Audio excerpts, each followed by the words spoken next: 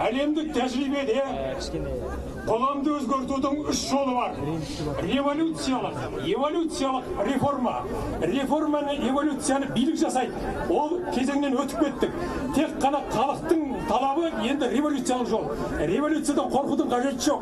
Ол ескіні жаңамен ауыстыру деген сөз. Біздің ағамыз, атамыз, көсеміміз Әлихан Бөкейханов айтқан екен. Алыспаған, жұлыспаған, жан беріп, жан бермеген ұлт еш уақытта бостандық атына мінбейді деп. Естеріңізге сақтаңыздар. Енді мен сіздерге айтайын. Қазақстан Республикасының президенті Тоқаев мырза әлеуметтік араздық туғызған заңға қол қойып отыр. Білесіздер ме? Қазақстан Республика Конституциясының 12-ші бабы, 14-ші бабында жазылған барлық Қазақстан азаматы тең деген. Барлық азаматтар жаңағы тегіне, нәсіліне, жынысына, ұлтына қарамай барлығы тең деген. Ал қазір 30% квота артықшылық беріп отыр әйелдерге.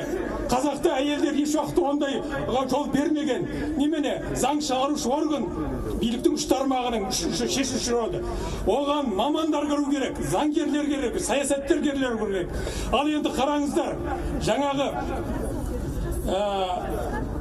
жастар дейді.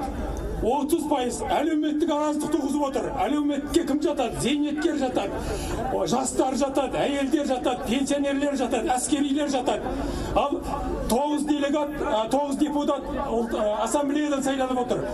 Айналайындар, ұлт араздығын туғызатын қатыс. Біз титулды ұлтпыз, біз автохонбыз, біз аборигенбіз. Осы жерде ата-бабамыз жасаған. Сондықтан қазақ деген титулды бірінші орында тұру керек.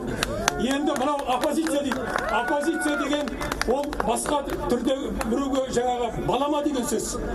Қазір оппозиция биліктің өзі халықтың емес. Халық 11 миллион дауыссыз отыр. Міне, сондықтан саяси реформаға Ақорданың жандай шаптар айтады. Біз бір қадам алға бастық дейді. 30 жыл болды ғой. Бір қадаммен қашан жетесіздер? Мал болмаңыздар. Марк Твен айтқан, Американың жазушысы. Мен өз елімнің саяси киімінің тозғанын көріп, оны тозды деп айтпасам, мен өзімнің опасыз жаумын деген. Жау болмаңыздар.